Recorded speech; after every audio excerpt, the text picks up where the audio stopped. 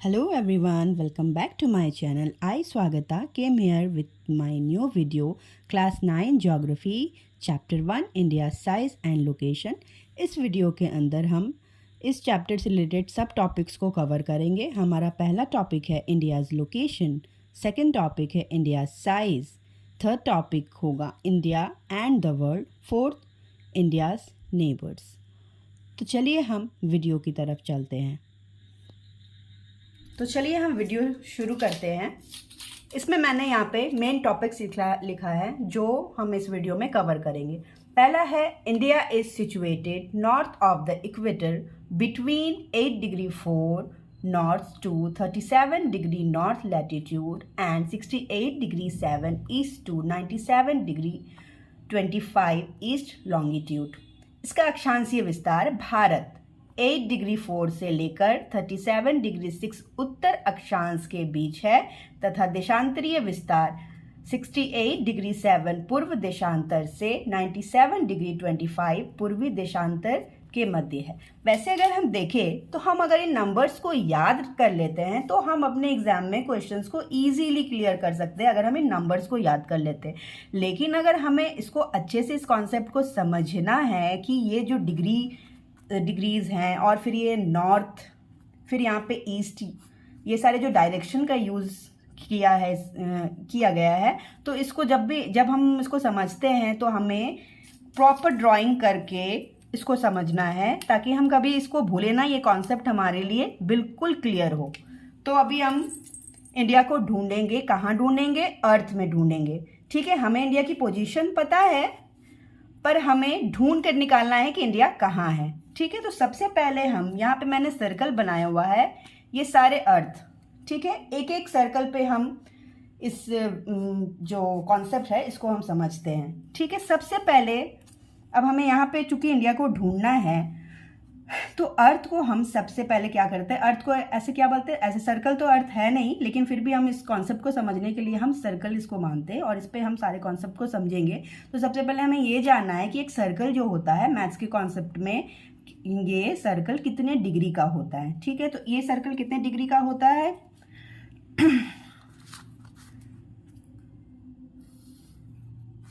जैसा कि हम जानते हैं one circle is equal to 360 degree का होता है. तो इसको हम ऐसे 90 डिग्री मानते हैं. यहाँ 90 डिग्री, ये 90 डिग्री और ये 90 डिग्री.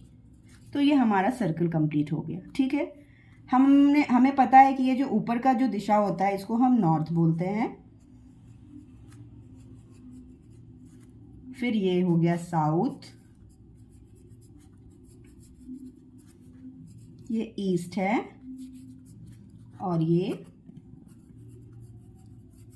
वेस्ट. हिंदी में उत्तर, दक्षिण,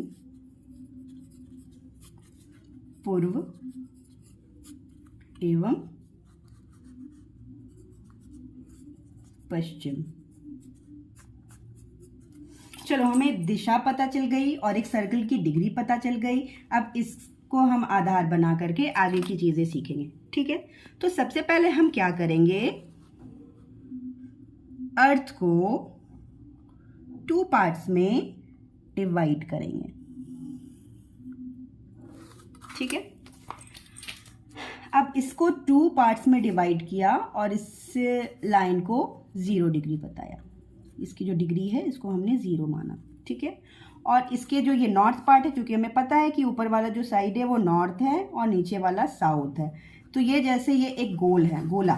ठीक है, अब इसको हमने हाफ कर दिया तो हिंदी में हम इजीली इसको गोलार्ध बोल सकते हैं. ये एक गोलार्ध हुआ और ये दूसरा गोलार्ध.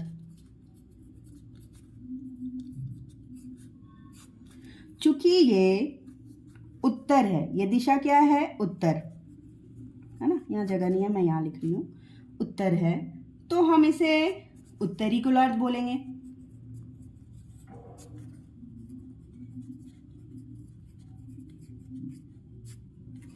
और ये गोलार्ध चूंकि यहाँ ये दक्षिण है, साउथ है, दक्षिण है, तो ये जो इसका हाफ पार्ट है, इसको हम यहाँ से बोलेंगे दक्षिणी गोलार्ध। इंग्लिश में इसको नॉर्थर्न हेमिस्फेयर कहते हैं और इसे साउथर्न हेमिस्फेयर।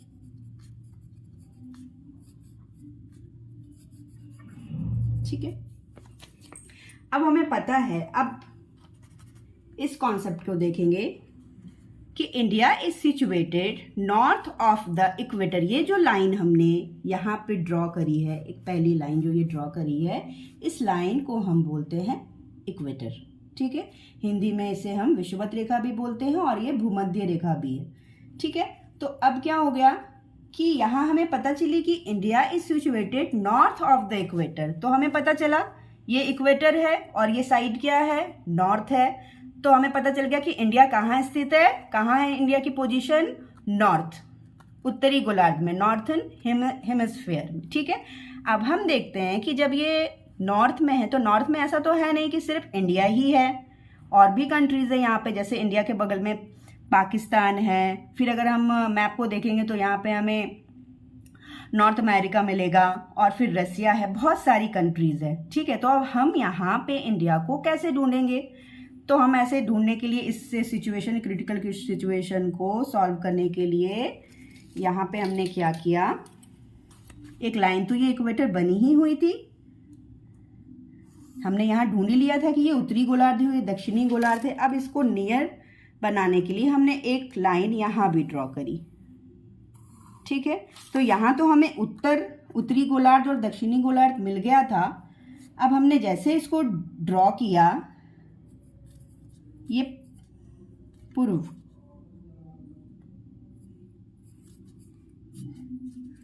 ये जो एरिया है ना, यहाँ वाला, ये हाफ पार्ट जो हुआ, ये हो गया पूर्वी देशांतर, और ये पार्ट जो हो गया पश्चिमी देशांतर। अब आप बोलोगे कि ये देशांतर क्या है? ठीक है, तो देशांतर को समझने से पहले हम अक्षांश को थोड़ा समझ लेते हैं। यहाँ पे जो सेकंड कॉन्सेप्ट है हमारा, लैटिट्यूड और लॉन्गिट्यूड, अक्षांश तथा देशांतर। अभी हमने एक लाइन ड्रॉ करी है यहाँ पे, इक्वेटर, लाइन ऑफ, ये हमने इस लाइन को क्या कहते हैं, इक्वेटर कहते हैं। ये जो लाइन हमने ये ड्रॉ करी है, ईस्ट टू वेस्ट। ठीक है, यहाँ पूर्व से पश्चिम की ओर जो ये लाइन है, ये ऐसी बहुत सारी लाइन्स है, मैं आगे इस वीडियो में चर्चा करूँगी इस बारे में।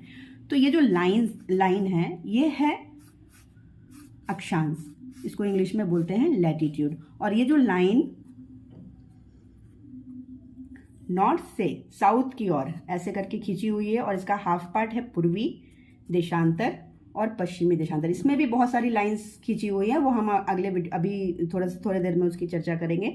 तो ये जो मेन लाइन है, ये क्या करती है, पूर्वी, इसको अर्थ को दो पार्ट में बांट रही है। एक हो गया पूर्वी देशांतर, दूसरा हो गया पश्चिमी। ठीक है, इधर जितनी भी लाइंस आएंगी ये सारे पूर्वी देशांतर का भाग होगा, और ये इधर वाली जितनी लाइंस होंगी ये पश्चिमी देशांतर का भाग होगा। ठीक है, अब हमें पता हो गया, इतना तो हमें समझ में आया कि अर्थ का जो पोजीशन है, इंडिया का जो पोजीशन है वो कहाँ है। अब इसके आगे हम देखेंगे थोड़ा, 37 डिग्री नॉर्थ, हमें इतना समझ में आया कि ये नॉर्थ में है। ठीक है, latitude and 68 degree 7 east to 97 degree 25 east longitude. तो क्या हो गया, ये जितना ये जो एरिया है ना, ये सारे ईस्ट लॉन्गिट्यूड का एरिया है। तो हमें यहाँ पे वीडियो से क्लियर है कि ये जो इंडिया का पोजीशन है वो ईस्ट में है। तो ठीक है, ये ईस्ट में है और नॉर्थ पार्ट में है, मतलब कि यहाँ, क्योंकि ये वाला जो पार्ट होगा ये ईस्ट, ये भी ईस्ट होगा, ये वेस्ट है, ये भी वेस्ट है।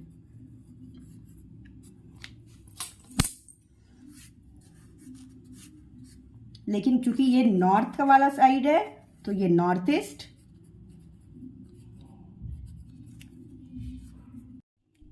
अब ये क्या हो गया, ये नॉर्थ ईस्ट हो गया, ये हो गया नॉर्थ वेस्ट,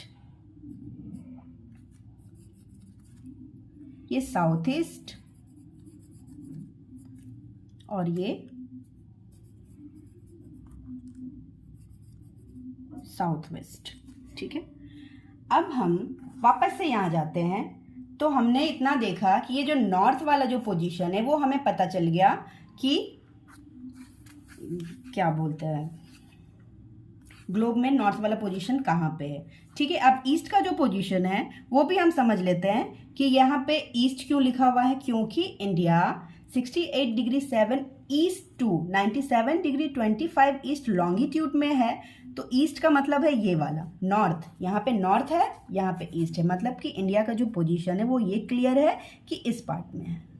ठीक है, इंडिया की जो पोजीशन है वो नॉर्थ ईस्ट जो है, ये कॉन्सेप्ट हमें पता चल गया कि इंडिया यहाँ पे है। ठीक है, अब ऐसा यहाँ पे भी एक प्रॉब्लम है कि इस पार्ट में रसिया भी है, पाकिस्तान है, बहुत सारे इस्लामिक कंट्रीज़ हैं। तो अब हमें इंडिया की पोजीशन कैसे पता चलेगी? तो इस प्रॉब्लम के सॉल्यूशन के लिए हम यूज़ करते हैं लैटिट्यूड लाइंस को। अब हम इसको थोड़ा सा वापस से डिग्री में हम चले जाएंगे, पहले जो हमने यहाँ पे क्लियर किया था कि 90 डिग्री का कॉन्सेप्ट। तो ये सारे प्रॉब्लम्स को दूर करने के लिए लॉन्गिट्यूड लाइंस को ड्रॉ किया गया है। ठीक है, जैसे हमें पता है ये 90 डिग्री, इसको भी ऐसे मान के चलते हैं, यहाँ भी 90। ठीक है, अब हर एक डिग्री पे 90 लाइंस ऊपर की ओर और 90 लाइंस नीचे की ओर ड्रॉ करी गई है ईस्ट टू वेस्ट में। ठीक है, हर डिग्री पे, हम तो यहाँ पे इतनी सारी डिग्री नहीं बना सकते, तो हम यहाँ इसको 0 डिग्री मानते हैं और यहाँ से हम 10 डिग्री शुरू करेंगे। देखती हूँ कहाँ तक, 10, 20, 30, 40, 50, 60, 70, 80 डिग्री, और ये जस्ट नीचे भी ऐसे ही है।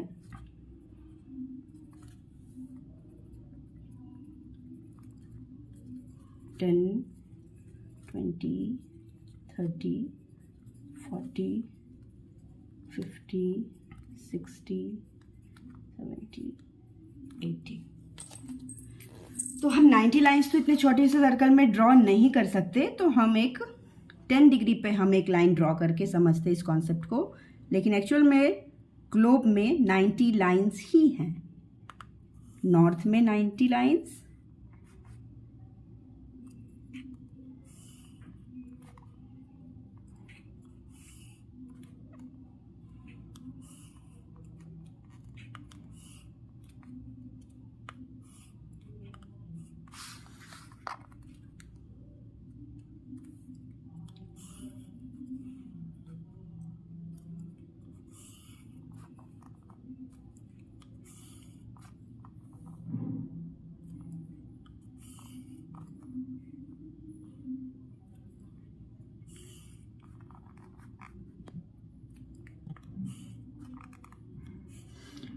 तो एक क्वेश्चन हमारा इसमें बनता है कि अक्षांश रेखाएं, कुल अक्षांश रेखाएं कितनी है, लैटिट्यूड लाइंस जो है वो कितनी है। तो जैसा मैंने बताया कि 0 डिग्री के बाद यहाँ से 90 डिग्री और यहाँ से 90 डिग्री, तो हर एक डिग्री पे एक लाइन है। ठीक है, यहाँ से 90 डिग्री हो गया और यहाँ से 90 डिग्री हो, लेकिन ये जो बीच का इक्वेटर है ये दोनों के लिए कॉमन है। ठीक है, ये बीच का जो इक्वेटर है ये दोनों के लिए कॉमन है। तो अगर हम यहाँ 90 ऐसे इधर से 90 माने, इधर से 90 माने, ठीक है, तो कितना होता है 180। लेकिन ये जो इक्वेटर वाला लाइन है, हम ये दोनों के लिए कॉमन है, तो ये क्या हो जाएगा 179। तो हमारी कुल अक्षांश रेखाएं, मतलब कुल लैटिट्यूड कितना है 179। अगर आपके पास ये क्वेश्चन आता है, ये स्पेशली ये मल्टीपल चॉइस क्वेश्चन में आता है कि कुल अक्षांश रेखाएं कितनी हैं, तो कुल अक्षांश रेखाएं हैं 179। इसको आप बहुत अच्छे से याद कर लेना, ठीक है। अब हमें यहाँ चूंकि डिग्री पता चल गई है और हमें ये पता है कि India 8 degree 4 north to 37 degree 6 north latitude में है, ठीक है। तो अब यहाँ ये है 10 डिग्री, ठीक है। अब इंडिया की पोजीशन हम मान के चलते ऐसे यहाँ से, है ना, और ये 37 डिग्री है, मतलब मान के चलो यहाँ, है ना। तो अब यहाँ से इसको हम थोड़ा ड्रॉ करते हैं। देखो मेरी ड्राइंग बहुत अच्छी तो नहीं है, मैं कोशिश करती हूँ।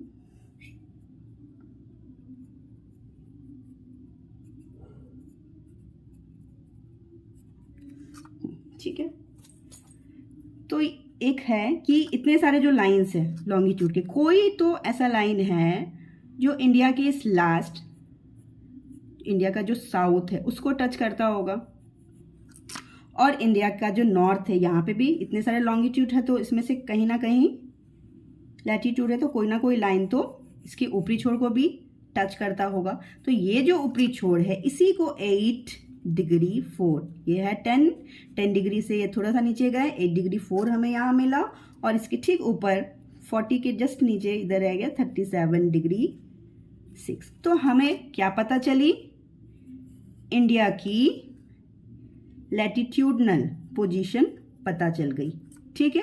लेकिन फिर यहाँ एक प्रॉब्लम आया, क्या कि इस पोजीशन में अब 37 डिग्री 6 में ये यहाँ से लेके 37 डिग्री तो पूरा यहाँ तक है ना, ये नॉर्थ में, तो और भी सारे कंट्रीज आएंगे। अब जैसे इसके पास में पाकिस्तान भी है, और फिर यहाँ भी अगर जाएं तो यहाँ श्रीलंका इधर से ऐसे नीचे पड़ता है, फिर इधर और भी सारे कंट्रीज यहाँ पे हैं। तो इस प्रॉब्लम को दूर करने के लिए अब इंडिया को क्या किया, हमने ऊपर से ऐसे पैक कर दिया, लेकिन हमें यहाँ की पोजीशन नहीं मिल पा रही है। तो यहाँ की पोजीशन को अगर हमें जानना है तो हमें इसको क्या करना है, पार्ट को लॉन्गिट्यूड में डिवाइड करना है, ठीक है। तो लॉन्गिट्यूड, क्योंकि एक सर्कल 360 डिग्री का होता है, तो ये भी क्वेश्चंस आते हैं कि हमारे लॉन्गिट्यूड्स कितने हैं, तो जितनी डिग्री का सर्कल है उतना डिग्री उतना सारा लॉन्गिट्यूड है। तो कितना डिग्री है, 360 डिग्री का पूरा सर्कल होता है, और 360 लॉन्गिट्यूड्स भी है। तो लॉन्गिट्यूड्स कौन सा लाइंस होते हैं, जो नॉर्थ से साउथ की ओर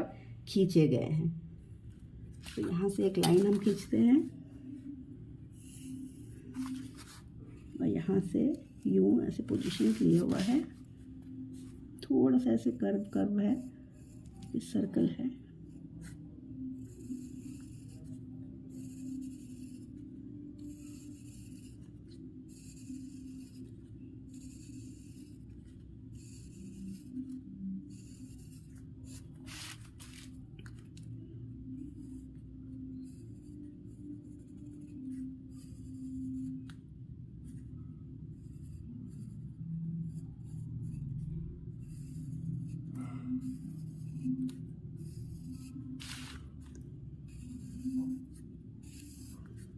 रफली मैंने बना लिया। अब कोई तो लाइन होगी जो इंडिया के वेस्ट को टच करेगी, लॉन्गिट्यूड लाइन, और ईस्ट को भी टच करेगी।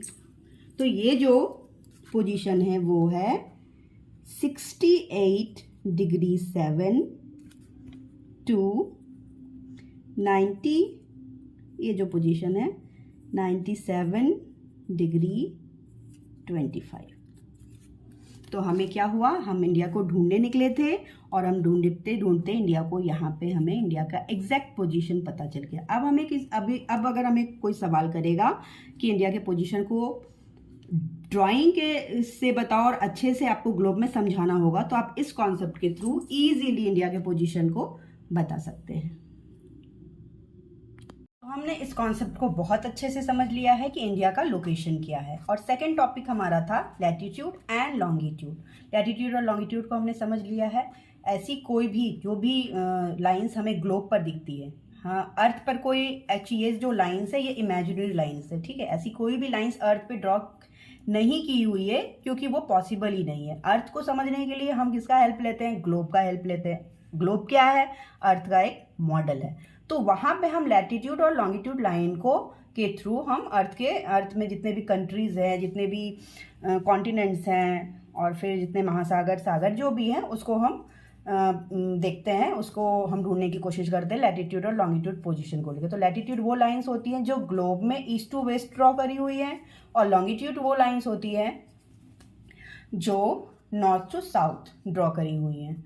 तो इसको अगर हम इजी वे में समझे तो लैटिट्यूड, जैसे हम हिंदी में अगर कोई सोता है तो हम उसको क्या बोलते हैं, लेटा हुआ। तो ये याद रखना छोटा सा कॉन्सेप्ट, लेटा हुआ लैटिट्यूड, और लॉन्ग लॉन्ग जो लंबी लाइंस है ना, ऊपर से नीचे का लाइंस है, लंबे लंबे लाइंस जो है वो है लॉन्गिट्यूड। ठीक है। अब दूसरा कॉन्सेप्ट है line of cancer and Capricorn, इसको हम समझते हैं। ठीक है। 5 बहुत इंपॉर्टेंट पॉइंट्स होते हैं जिसको हमें बहुत अच्छे से याद रखना। वो कौन कौन से होते हैं, जो एक ये तो है, हमें पता है। ये जो कंडीशन होती है ये पोल है, नॉर्थ पोल, और ये जो है ये है साउथ पोल।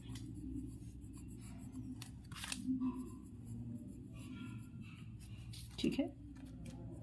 उत्तरी ध्रुव, और ये क्या हो गया, दक्षिणी ध्रुव। ठीक है। और ये जो बीच से जो लाइन है ये यहाँ पे क्रॉस की हुई है, इसको हमने क्या बोला, इक्वेटर। ठीक है। और इसको हिंदी में बोलते हैं इसको मैं यहाँ रब कर देती हूँ क्योंकि आपको कॉन्सेप्ट भी बताना है, तो मैं यहाँ पे लिख देती हूँ उसे, इक्वेटर। और इसको हिंदी में बोलते हैं विषुवत रेखा। और हिंदी में एक और नाम है जिसमें आप कंफ्यूज बिल्कुल भी मत होना, वो है भूमध्य रेखा। विषुवत रेखा और भूमध्य रेखा दोनों ही सेम चीज है। अब एक इंपॉर्टेंट लाइन होती है, जैसे हमें पता है कि यहाँ डिग्रीज में लाइन ऐसे ड्रॉ करी हुई है, 90 डिग्री है तो 90 लाइन से, इसमें एक 23.5 डिग्री लाइन को बहुत इंपॉर्टेंट लाइन बताया गया है दोनों साइड से।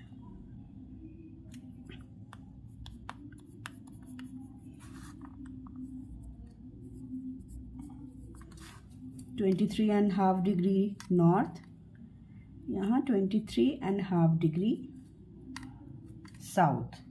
ये जो नॉर्थ वाला लाइन है इसको बोलते हैं लाइन ऑफ कैंसर, हिंदी में कर्क रेखा। और ये जो साउथ वाला लाइन है इसको बोलते हैं लाइन ऑफ कैप्रिकॉर्न, मकर रेखा।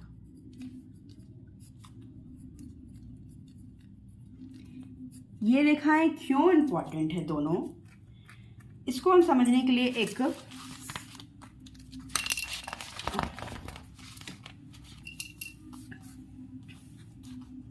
जैसे कि ये है हमारी पृथ्वी, और इसको हम यहाँ बनाते हैं सन।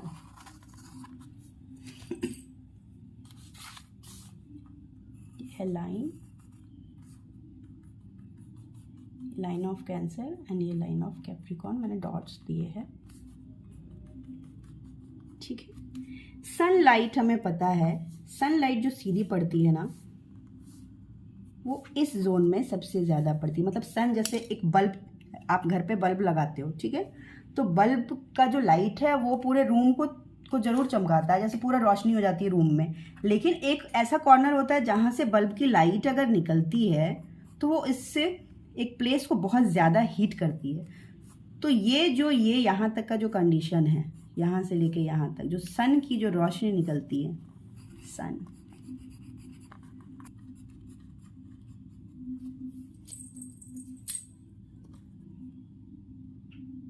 हाँ, तो सन की जो रोशनी होती है वो इस जोन के एकदम ऊपर चमकती है, इस ये यहाँ से लेके यहाँ तक सन की जो रोशनी होती है वो पूरे जोन को सबसे ज़्यादा हीट करती है, और सबसे ज़्यादा हीट करने के कारण यहाँ पे क्लाइमेट से रिलेटेड इतने ज़्यादा बदलाव यहाँ पे देखने को मिलते हैं। जैसे कि हम जैसे जानते हैं कि अभी गर्मियों का सीज़न चल रहा है, ठीक है। ऐसे तो अभी बारिश हो गई, अभी कुछ दिन पहले ही जो हुआ वो गर्मी का सीज़न पड़ा, ठीक है। तो उस समय जो सन का पोजीशन था वो कर्क रेखा पे था, ठीक है। तो कर्क रेखा क्या है, भारत के एकदम बीचों बीच गुजरी है। तो इस समय चूंकि सन का पोजीशन यहाँ पे था भारत के ऊपर, तो यहाँ पे क्या थी, भारत में बहुत ज़्यादा गर्मी थी। अब ये कैसे होता है, चूंकि पृथ्वी अपने अक्ष पर भी घूमती है और सूर्य का चक्कर भी लगाती है, तो इसकी रोशनी जब मकर रेखा पे बहुत ज़्यादा चमकती है, ये लगभग दिसंबर के आसपास होता है, तो यहाँ पे साउथ वाला जो पोजीशन है यहाँ पे बहुत ज़्यादा गर्मी होती है। एक क्वेश्चन आता है आपके चैप्टर में कि गर्मियों में ऐसा कौन सा कंट्री है जो गर्मियों में क्रिसमस मनाता है, ठीक है। हमें पता है कि ऑस्ट्रेलिया उसका जो आंसर है वो ऑस्ट्रेलिया। क्यों है, क्योंकि ऑस्ट्रेलिया का जो पोजीशन है वो है दक्षिणी गोलार्ध में यहाँ पर। तो वहाँ पे उस समय क्या होती है, दिसंबर में हम यहाँ ठंड मनाते हैं, क्योंकि ठंड हो जाती है, क्योंकि सन का जो लाइट होता है वो डायरेक्ट यहाँ कर्क रेखा पे नहीं पड़ता। तो यहाँ पे क्या पोजीशन आ जाती है, हमारी मौसम की दशाएं कैसी होती है, ठंडी होती है। और ये सन का लाइट जो होता है उस समय मकर रेखा पे जाकर चमकता है, तो दक्षिणी गोलार्ध में जो साउथर्न हेमिस्फीयर है यहाँ पे गर्मियों का मौसम बहुत ज्यादा होता है। और जैसे जैसे और भी जितनी लाइन्स है, जितने भी लाइन्स लैटिट्यूड्स हैं, ठीक है, लैटिट्यूड्स हैं हमें पता है। तो जैसे जैसे लैटिट्यूड्स को क्रॉस करता है वो वैसे मौसमी दशाएं चेंज होती है। तो ये जो यहाँ पे एक कॉन्सेप्ट है, लैटिट्यूड इन्फ्लुएंस क्लाइमेट, अक्षांशीय स्थिति जलवायु को प्रभावित करती है। कैसे प्रभावित करती है, क्योंकि सन का जो डायरेक्ट एक जो सनरेज जो निकलता है वो किसी किसी लैटिट्यूड में डायरेक्ट पड़ता है ना। तो यहाँ से लेकर के यहाँ तक का जो होता है क्लाइमेट इन्फ्लुएंस बहुत ज़्यादा होती है। तो ये क्लियर है कॉन्सेप्ट। अब यहाँ है longitude influence day and night. अब वो कैसे होता है देखते हैं।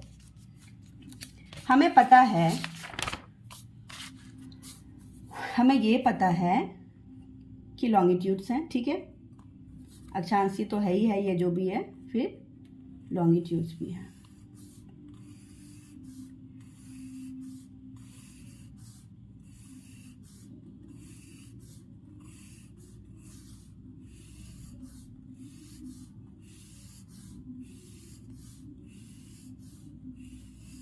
ये लॉन्गिट्यूड्स हमने बना दिया, रफली बनाया है, ठीक है।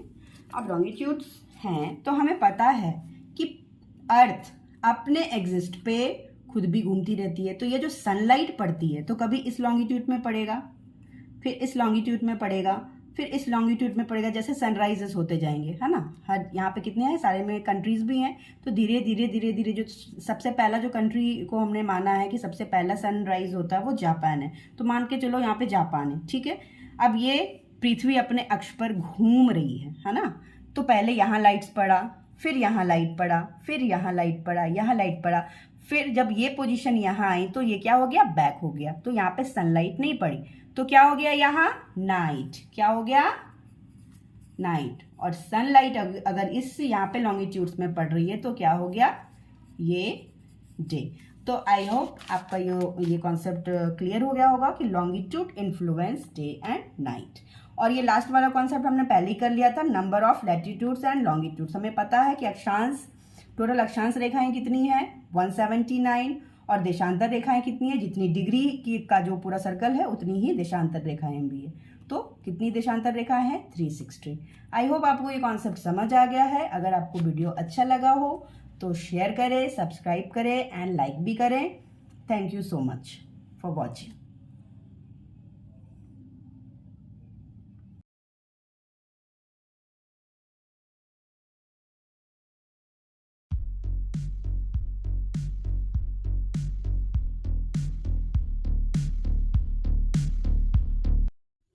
Hello everyone, welcome back to my channel. I Swagata came here with my new video, India's size. हम पिछले वीडियो में इंडियाज लोकेशन के बारे में पढ़ चुके थे। उससे रिलेटेड कुछ कॉन्सेप्ट को हमें याद रखना है ताकि हम इस वीडियो के साथ उसको कनेक्ट कर सके, इस टॉपिक के साथ हम इसको कनेक्ट कर सके। तो सबसे पहला है the land mass of India has an area of 3.28 million square kilometre.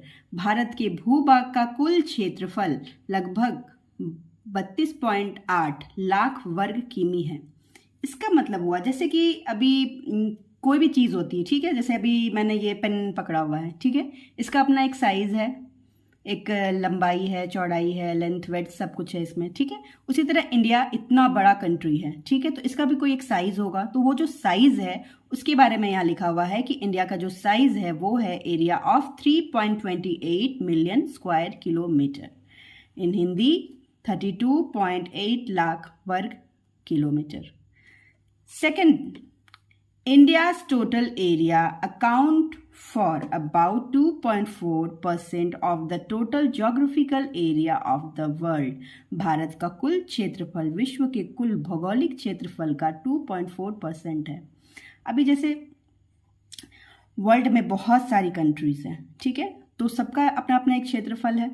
तो सारे अगर वर्ल्ड के सारे क्षेत्रफल को, सारे एरिया को मिला दिया जाए तो उसमें से जो 2.4% है वो है इंडिया का एरिया, आई मीन क्षेत्रफल, ठीक है। Number 3, India is the 7th largest country in the world. अब जैसे हमने एरिया की बात करी है तो कुछ कंट्रीज ऐसे हैं जो बहुत बिग कंट्रीज है, सारे कंट्रीज एक जैसे तो नहीं है, सारे कंट्री का जो साइज है वो एक जैसा नहीं है। तो कुछ कंट्रीज बड़े हैं, कुछ मिडिल हैं और कुछ छोटे कंट्रीज भी हैं। तो इंडिया का जो एरिया है वो पूरे वर्ल्ड में 7th पोजीशन पे है और बाद बाकी जो 6 कंट्रीज हैं वो हैं इंडिया से एरिया में ज़्यादा हैं। तो कौन कौन सी वो कंट्रीज हैं हम यहाँ पे देखेंगे। यहाँ पे मैंने ये डाटा बनाया हुआ है, ठीक है। सबसे पहला जो सबसे बिग कंट्री है, सबसे बड़ा कंट्री है वो है रसिया। इसका जो एरिया है वो है 17.9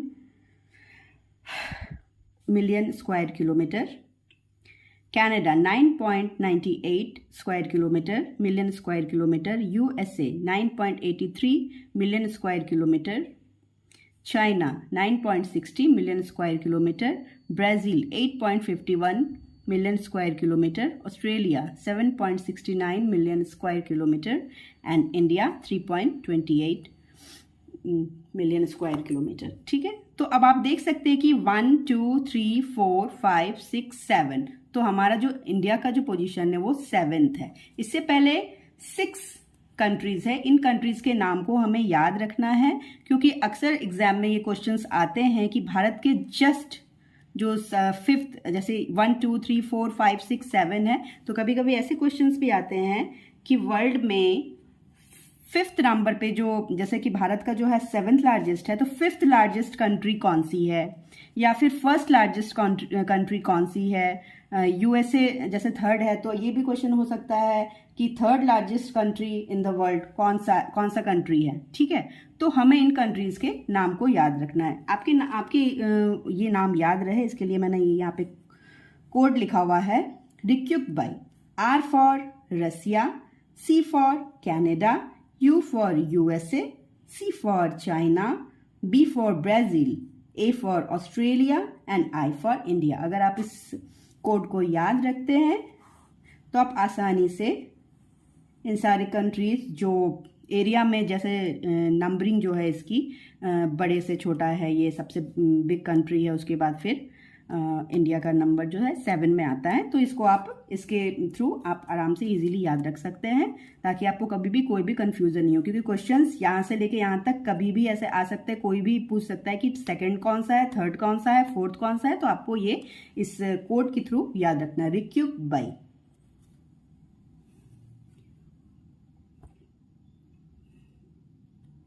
point number 4, India has a land boundary of about 15,200 kilometres. भारत की स्थल सीमा रेखा 15,200 किलोमीटर है। अब इसको हम कैसे समझते हैं, इसको समझने के लिए हमें थोड़ा सा मैप की तरफ जाना पड़ेगा। हमें ये पता है कि ये इंडिया है, ठीक है। अब ये जो है, ये नीचे वाला जो एरिया है, ये अरेबियन सी, ये सारे सी, ये जो है ये वाटर एरिया है, ठीक है, ये सारा वाटर एरिया है। और इसके ऊपर का यहाँ से जो ये एरिया शुरू होता है ये पूरा लैंड है, ठीक है। तो इंडिया टू पार्ट्स, इंडिया की जो बाउंड्री होती है वो टू पार्ट्स में डिवाइडेड है, एक लैंड बाउंड्री है और एक कोस्ट लाइन बाउंड्री है। ये सारी जो बाउंड्रीज है ये कोस्ट लाइन बाउंड्रीज है। तो इंडिया की जो लैंड बाउंड्री है उसके बारे में यहाँ पे लिखा हुआ है, ये कितना है 15,200 किलोमीटर्स। ये यहाँ से लेकर के यहाँ तक ये जो लैंड बाउंड्री बन रही है ये है 15,200 किलोमीटर, स्क्वायर किलोमीटर, ठीक है। सो कभी कभी ऐसा हमारे पास क्वेश्चंस भी आते हैं कि ये जो कंट्री है, ये इंडिया जो कंट्री है, इसके साइड साइड में और भी कंट्रीज हैं, है ना। तो ये क्वेश्चन आता है इससे रिलेटेड कि इंडिया अपनी जो लैंड बाउंड्री है वो कौन सी कंट्री के साथ, कौन सी जो नियरेस्ट कंट्रीज है वो सबसे ज़्यादा कौन सी कंट्री के साथ शेयर करता है अपने लैंड बॉर्डर्स को।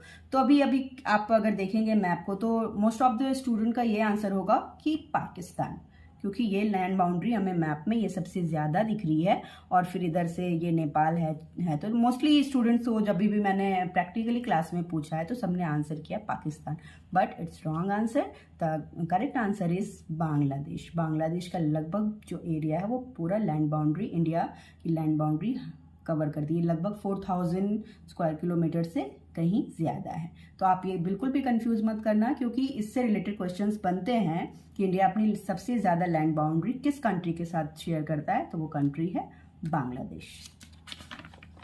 और सबसे कम, अगर ये भी क्वेश्चन आता है कि सबसे कम लैंड बाउंड्री किसके साथ शेयर करता है, तो वो होगा, आंसर यहाँ मैप में बहुत ज़्यादा दिख नहीं रहा है, ये वाला एरिया है वो है अफगानिस्तान का। तो सबसे कम कौन सा हुआ, अफगानिस्तान, एंड सबसे ज़्यादा हो गया Bangladesh. Now, next topic is India has a coastline boundary of about 7,516.6 kilometers. ठीक है, अब ये क्या है, भारत की तटीय सीमा रेखा 7,516.6 किलोमीटर है। तो वो क्या है कोस्ट लाइन, अभी हमने बताया कि ये जो कोस्ट लाइन है, ये जो पानी से जुड़ा हुआ एरिया है, ये है 7,516.6 किलोमीटर, ये पूरा एरिया, ठीक है। अब इसमें भी क्वेश्चन बनता है कि जो ये तटीय रेखा है, जो तटीय ये जो रेखा बन रही है वो कौन से स्टेट की सबसे लंबी तटीय रेखा है।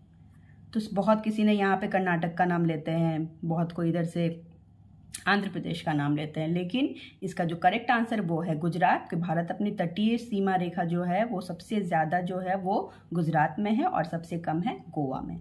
तो आंसर कभी भी अगर क्वेश्चंस आते हैं तो ये आपको याद रखना है, क्योंकि ये देखने में ये एरिया बहुत छोटा सा दिखता है, लेकिन इंडिया की जो गुजरात की जो कोस्ट लाइन है वो सबसे बड़ी कोस्ट लाइन है और गोवा यहाँ है तो वो सबसे छोटी है। Okay, now move to the next topic. India bounded by the Youngfold Mountains in the northwest, northeast. ऐसे मैंने अभी मैप में दिखाया ही आपको है कि ये लैंड बाउंड्री है। तो ये लैंड बाउंड्री क्या है, यहाँ पे ये वाला एरिया जैसे हम सबको लगभग पता ही है कि भारत के जो नॉर्थ में है वो कौन सा एक बहुत ही फेमस माउंटेन है। वो आप सब उस माउंटेन के बारे में जानते हैं। वो कौन सा माउंटेन है, वो है द ग्रेट हिमालय। कौन सा माउंटेन है, हिमालय, ठीक है। तो इसी को बोला गया है यंग फोल्ड माउंटेन। अब यंग फोल्ड माउंटेन क्या होता है ये मैं अभी इस वीडियो में नहीं बताऊंगी। आपका जो नेक्स्ट चैप्टर है चैप्टर 2, इसमें आपको यंग फोल्ड माउंटेन्स के बारे में पढ़ना है, उसमें फिजिकल फीचर्स के बारे में पढ़ना है। तो उस समय हम अच्छे से डिस्कस करेंगे कि यंग फोल्ड माउंटेन होते क्या है। बस अभी फिलहाल के लिए आपको इतना याद रखना है कि यंग फोल्ड माउंटेन मतलब कि हिमालय के बारे में बात हो रही है, जो कि भारत के उत्तर पश्चिम मतलब ये, ठीक है, उत्तर पश्चिम मतलब ये एरिया, देन उत्तर और उत्तर पूर्व, ठीक है। ये north west, north and north east, ये वाले एरिया में पूरा कौन सा माउंटेन फैला हुआ है, ये कौन सा माउंटेन फैला हुआ है, ये Himalaya. Now move to the next topic. Now point number 7, south of about 22.5 north latitude it begins to taper and extend towards the Indian Ocean, dividing it into two parts or two seas, the Arabian Sea on the west and the Bay of Bengal on its east. इसके दक्षिण का भूभाग उत्तर में चौड़ा है और 22 degree and half उत्तरी अक्षांश से हिंद महासागर की ओर सकरा होता गया है। इसके पश्चिम में अरब सागर तथा पूर्व में बंगाल की खाड़ी स्थित है। इसको हम मैप में समझते हैं। 22 एंड हाफ, ये आप यहाँ पे डिग्री देख सकते हैं, ये 24 है, ठीक है। 20 इसको मान के चलो आप, 22 यहाँ मिडिल में,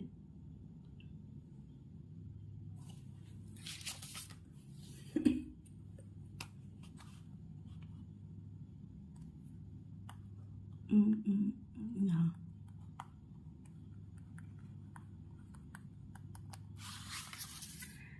ये है 22 एंड हाफ लाइन। तो यहाँ पे 22 एंड हाफ लाइन को यहाँ पे हम देखते हैं, तो यहाँ पे हम देख सकते हैं कि जो यहाँ से ऊपर का जो साइज है वो विड्थ जो है इंडिया का वो चौड़ा है। क्या है विड्थ, जो ये है यहाँ से ये जो एरिया है ये चौड़ा है, ठीक है। यहाँ से फिर क्या होता है, ये इंडिया का जो साइज है वो धीरे धीरे धीरे सकरा मतलब पतला होता जाता है, टैपर होता जाता है। और क्या करता है, यहाँ पे ये जो एक यहाँ पे बहुत फेमस ओशन है, कौन सा ओशन है ये, इंडियन ओशन। कौन सा ओशन है, इंडियन ओशन। देखो आप यहाँ पे मेंशन भी है ये इंडियन ओशन। इसको क्या करता है, ये इसका जो ये शेप है ये इंडियन ओशन को क्या कर रहा है, 2 पार्ट्स में डिवाइड कर रहा है। कितने पार्ट्स में, 2 पार्ट्स में डिवाइड कर रहा है।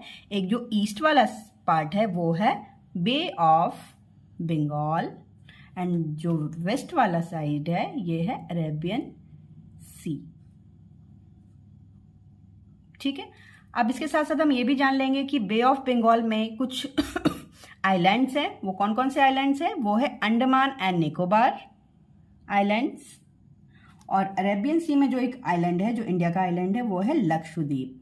सो हमेशा ये क्वेश्चन बनता है कि भारत के पूर्व में, ठीक है, भारत के पूर्व में कौन सा सागर है, कौन सा सी है, तो आपका जो आंसर होगा वो बे ऑफ बंगाल होगा। और बे ऑफ बंगाल में कौन कौन से आइलैंड्स हैं, तो आपका आंसर होगा अंडमान एंड निकोबार। या फिर ये भी हो सकता है कि भारत के पूर्व में कौन कौन से आइलैंड है, इंडिया ईस्ट में जो आइलैंड्स है वो कौन कौन सा आइलैंड है, तो आपका आंसर होगा अंडमान एंड निकोबार। जस्ट इसके वेस्ट के बारे में अगर पूछा जाएगा, अगर सी के बारे में पूछा गया तो that is Arabian sea, and अगर आइलैंड्स के बारे में पूछा गया तो answer is Lakshadweep. Now move to the next topic. Now next topic is the latitudinal and longitudinal extent of mainland about 30 degree.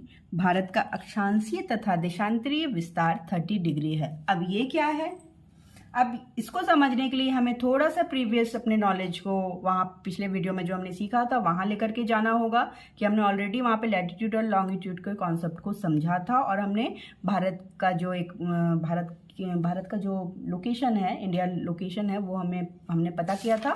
और वो लोकेशन क्या थी, इसका जो लैटिट्यूड लोकेशन था, अक्षांशीय विस्तार था, वो 8 डिग्री 4 नॉर्थ था, 237 डिग्री 6 नॉर्थ था, और देशांतरी लॉन्गिट्यूड जो था वो 68 degree 7 east to 97 degree 25 east, ठीक है। अब यहाँ पे कह रहा है एक लाइन में कि भारत का अक्षांशीय तथा देशांतरीय विस्तार दोनों ही 30 डिग्री है। ये 30 डिग्री हम निकालेंगे कैसे, तो अक्षांशीय और देशांतरीय विस्तार का मतलब है कि ये यहाँ से जो ये यहाँ तक जो है ये 30 डिग्री है, लॉन्गिट्यूड में भी और लैटिट्यूड में भी 30 डिग्री है, ठीक है। इसको हम ऐसे निकाल सकते हैं कैलकुलेशन करके, जैसे कि 37 डिग्री एंड 6 को डिग्री 6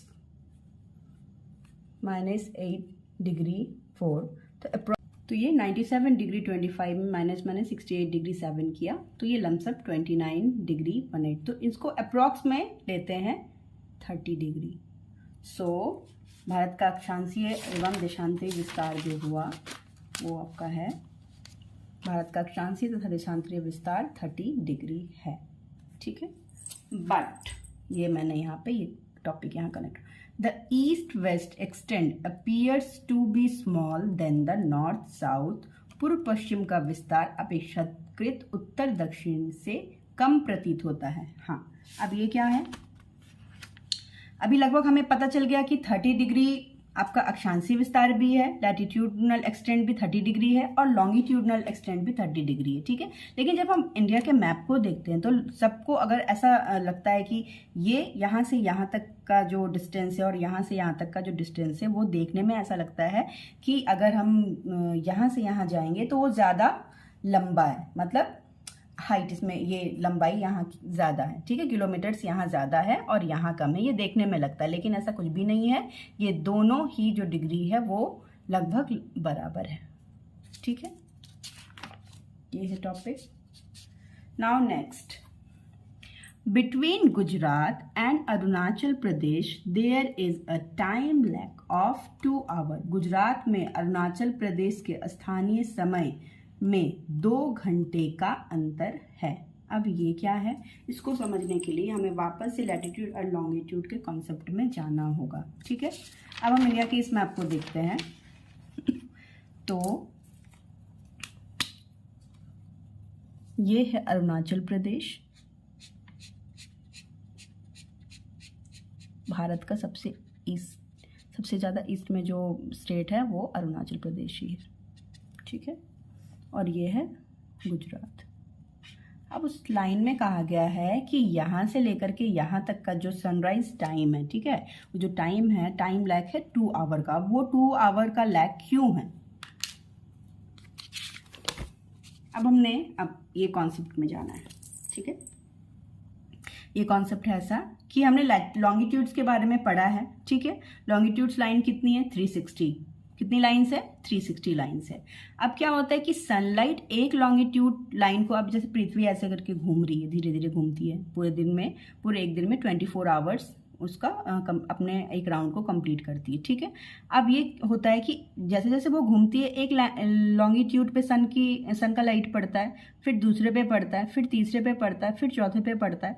ऐसा करते करते करते पृथ्वी पूरा 24 आवर्स में पूरा 360 डिग्री का वो जो टाइम है वो कंप्लीट करती है, ठीक है। तो अब हमको ये देखना है कि 360 डिग्री में को लॉन्गिट्यूड्स को कवर करने में, सनलाइट को कवर करने में 24 आवर्स का लग जाता है टाइम। तो 1 आवर में कितना लगेगा, तो 360 को हम 24 से ऐसे डिवाइड करेंगे तो 15 डिग्री। तो 1 आवर में 15 डिग्री लॉन्गिट्यूड को सनलाइट क्रॉस करेगी, ठीक है। तो 1 आवर में 15 डिग्री को सनलाइट ने क्रॉस किया, तो 1 आवर को पहले हम 60 मिनट्स में कन्वर्ट करते हैं, तो 60 मिनट में 15 डिग्री, ठीक है। तो मिनट्स में फिर वापस से इसको डिवाइड करके तो मिनट निकालते हैं, तो 1 डिग्री 1 लॉन्गिट्यूड को सनलाइट को क्रॉस करने में 4 मिनट का टाइम लगता है। कितने मिनट का टाइम लगता है, 4 मिनट का टाइम लगता है। अभी तुरंत हमने पढ़ा है कि ईस्ट टू वेस्ट जो लॉन्गिट्यूड जो एक्सटेंड है वो है 30 डिग्री। कितना है, 30 डिग्री, ठीक है। और एक दो 30 लाइन्स है, मतलब लॉन्गिट्यूड लाइन्स जो है इंडिया में 30 लाइन्स है, ठीक है। अब 30 लाइन्स को एक लाइन को उसको क्रॉस करना है, सनलाइट को एक लाइन को क्रॉस करना है। तो सबसे पहले सनलाइट कहाँ आती है, इंडिया के अरुणाचल प्रदेश को। यहाँ पे सबसे पहले जो सनराइज होती है इंडिया में वो अरुणाचल प्रदेश में होती है, ठीक है। तो अब धीरे धीरे करके यहाँ के लॉन्गिट्यूड को वो टच करेगी, तो 30 लॉन्गिट्यूड को वो टच करेगी और एक लॉन्गिट्यूड को टच करने में, एक लॉन्गिट्यूड को उसको क्रॉस करने में 4 मिनट का टाइम लगेगा। तो इसको हम मल्टीप्लाई करेंगे, 120 मिनट्स।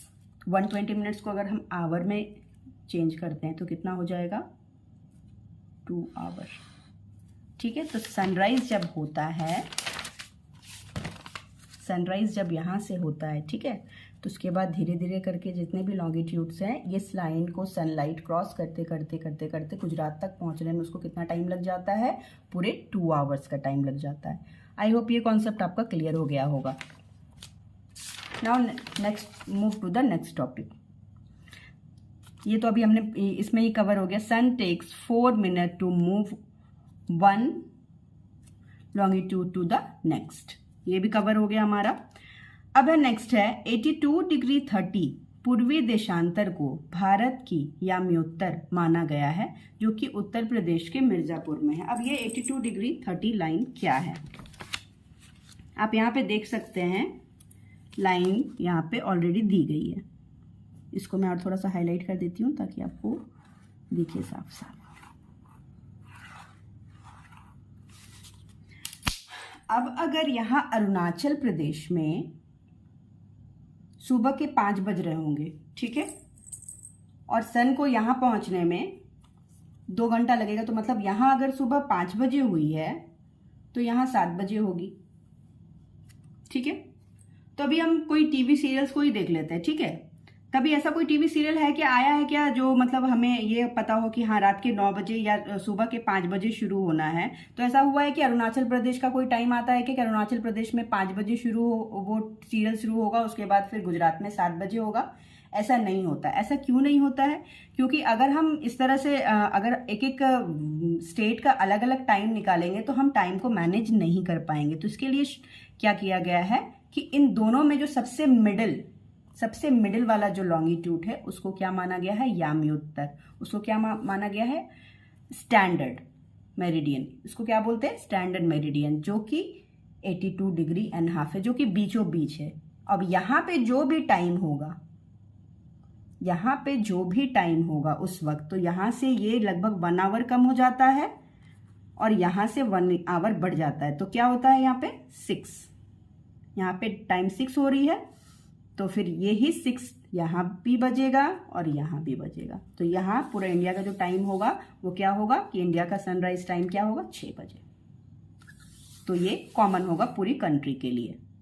इतना समझ में आ गया होगा। अब ये देखना है कि ये जो लाइंस हैं, ठीक है, अभी हमने लाइन ऑफ कैंसर के बारे में भी पढ़ा है, और लाइन ऑफ ये जो है इसको स्टैंडर्ड मेरिडियन बोलते हैं, ठीक है। अब ये भी हम जानेंगे कि ये जो स्टैंडर्ड मेरिडियन है आखिर ये कौन कौन से स्टेट को क्रॉस करती है, और लाइन ऑफ कैंसर कौन कौन से स्टेट को क्रॉस करती है, ये अभी हम नेक्स्ट में देखते हैं। इसके बाद का जो टॉपिक है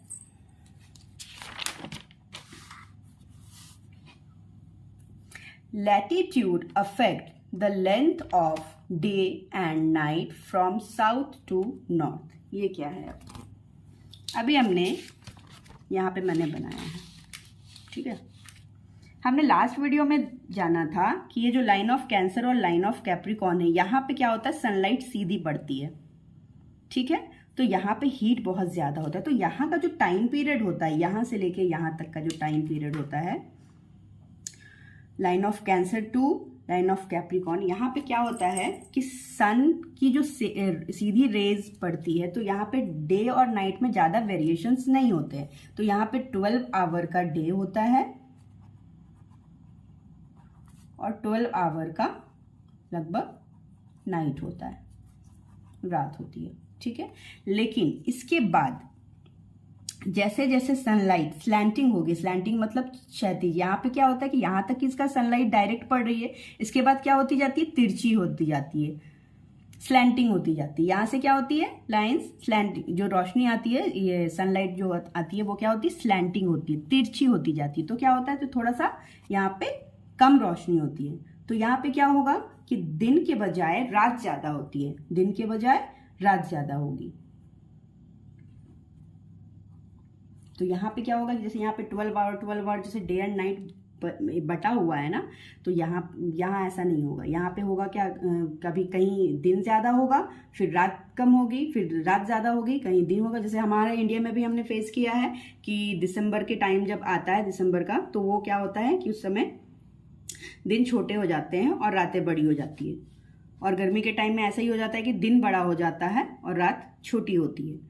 तो ऐसा क्यों होता है, क्योंकि सन रेज का जो ये लैटिट्यूड और लॉन्गिट्यूड का जो ये एक्सटेंड है, ये बहुत वेरी करता है, ठीक है। अब यहाँ पे नेक्स्ट क्वेश्चन है, why is there a difference in the duration of day and night in Kanyakumari and Kashmir. Kanyakumari और कश्मीर में ये डे और नाइट का डिफरेंस सबसे ज़्यादा क्यों दिखता है। अब हम ये देखेंगे कि कन्याकुमारी और इसमें क्यों दिखता है। इंडिया का जो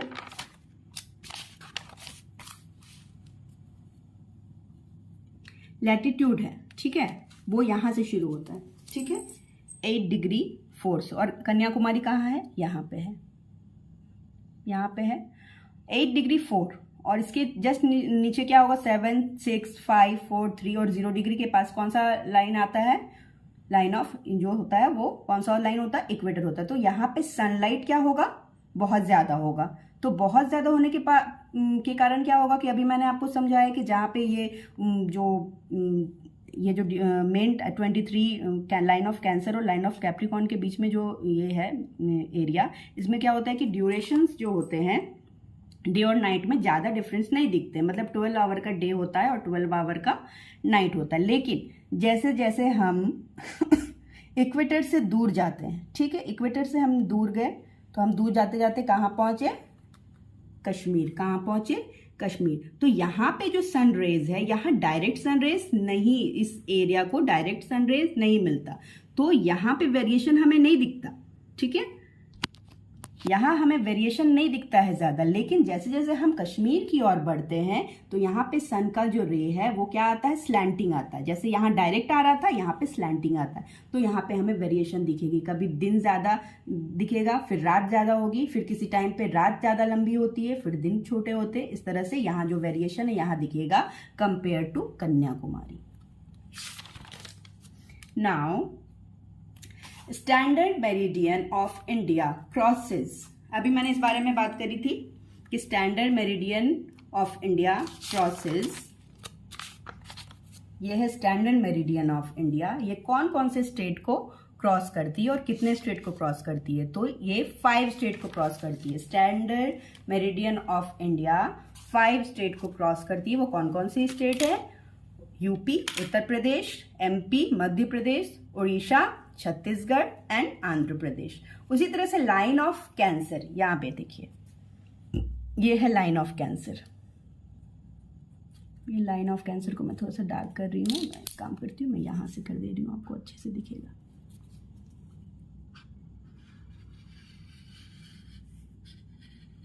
लाइन ऑफ कैंसर को मैंने डार्क कर दिया। अब ये है कि लाइन ऑफ कैंसर कितने स्टेट को क्रॉस करती है, ठीक है, लाइन, तो इसका आंसर है 8 स्टेट। और यहां से हम देखेंगे, यहां पे जो स्टेट है वो है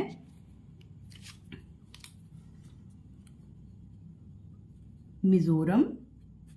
इसके बाद यहां पे एक स्टेट को क्रॉस कर रही है त्रिपुरा, फिर यहां कर रही है पश्चिम Bengal,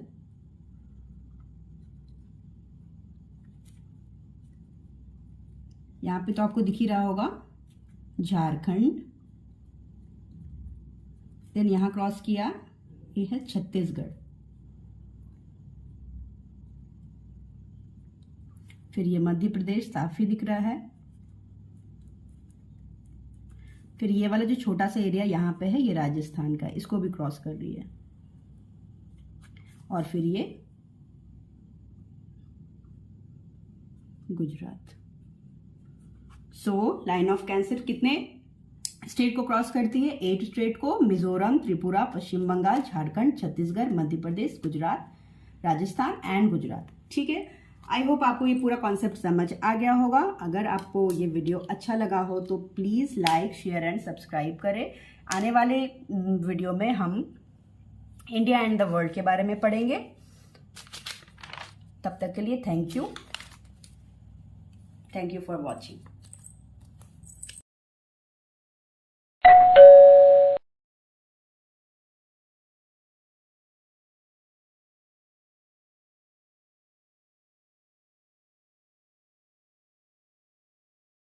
hello everyone, welcome back to my channel. I am here with my new video.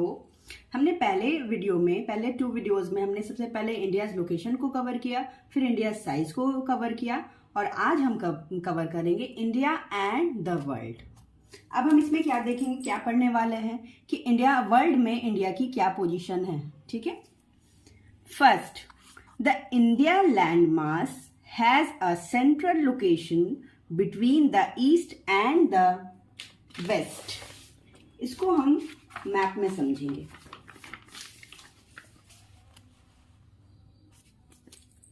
ये जो ये पूरा मैप है, ये है एशिया, यहां से ये पूरा एशिया है। ठीक है,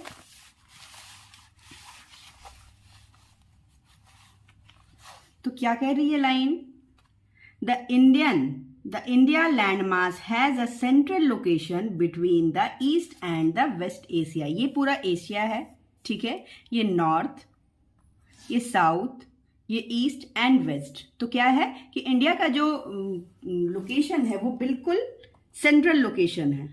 जैसे हम यहाँ देख सकते हैं, यहाँ पे ये एकदम सेंट्रल लोकेशन है, ईस्ट और वेस्ट एशिया के बीचों बीच इंडिया स्थित है। ठीक है, next is southward extension of the Asian countries. भारतीय भूभाग एशिया महाद्वीप का दक्षिणी विस्तार है। अब ये है एशिया महाद्वीप। ठीक है, ये पूरा एशिया महाद्वीप है और भारत का जो भूभाग है वो कहाँ है, एकदम दक्षिण में, साउथ में, एकदम साउथ है। ये नॉर्थ, ये साउथ, ये ईस्ट एंड वेस्ट। तो इंडिया का पोजीशन कहाँ है, साउथ में है। ठीक है, strategic central location of India. The Trans-India Ocean routes which connected the countries of Europe in the west of the country of East Asia. अब इंडिया का जो कंडीशन है वो इतना ही सही है, एकदम सेंट्रल लोकेशन है, क्योंकि इंडिया का जो ये कोस्ट लाइन है, देखिए आप यहाँ पे देख सकते हैं मैप में, ये जो कोस्ट लाइन है ये क्या करता है, डायरेक्ट यूरोपियन कंट्रीज, मतलब ये जो यूरोपियन कंट्रीज है इसको क्या करता है, डायरेक्ट यहाँ कनेक्ट करता है। ये डायरेक्ट यहाँ पे कनेक्ट हो जाते हैं, जिससे हमारा जो इंडियन ट्रेड है, जो बिजनेस हमारा होता है, जो कंट्री है, जो इकोनॉमी डेवलप होती है इंडिया की, वो सबसे ज़्यादा जो होती है ओशन रूट से डेवलप होती है।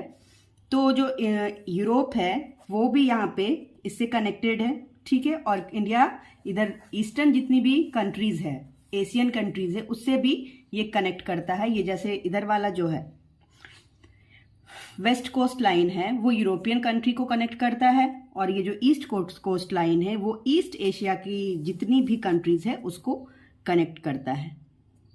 नाउ नेक्स्ट,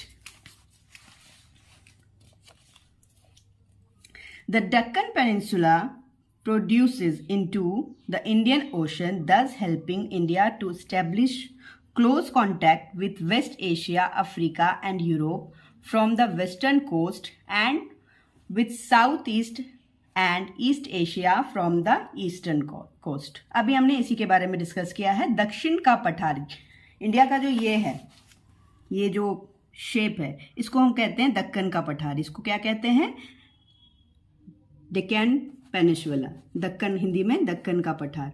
तो दक्षिण का पठार हिंद महासागर में शीर्षवत फैला हुआ है। ये है इंडियन ओशन, और ये शीर्ष मतलब इसके सर पे, जस्ट यहाँ पे इंडिया है। ठीक है, और पश्चिम एशिया,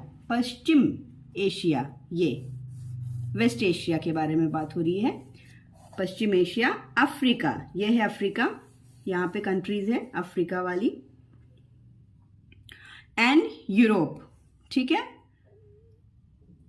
ये यूरोप है के देशों के साथ साथ पूर्वी एशिया, ये है पूर्वी एशिया के देशों में भी पूर्वी तट के माध्यम से निकटतम संबंध बनाए हुए हैं। मतलब ये दोनों, यूरोप, अफ्रीका, ये दोनों वेस्टर्न कोस्ट से रिलेशन बनाए हुए हैं, यहाँ से जुड़ा हुआ है ये सारे जो कंट्रीज हैं, और यहाँ की जो कंट्रीज है वो ईस्ट कोस्ट लाइन जो है इससे जुड़ी हुई है। Now move to the point number 5। No other country has a long coastline on the Indian Ocean as India has.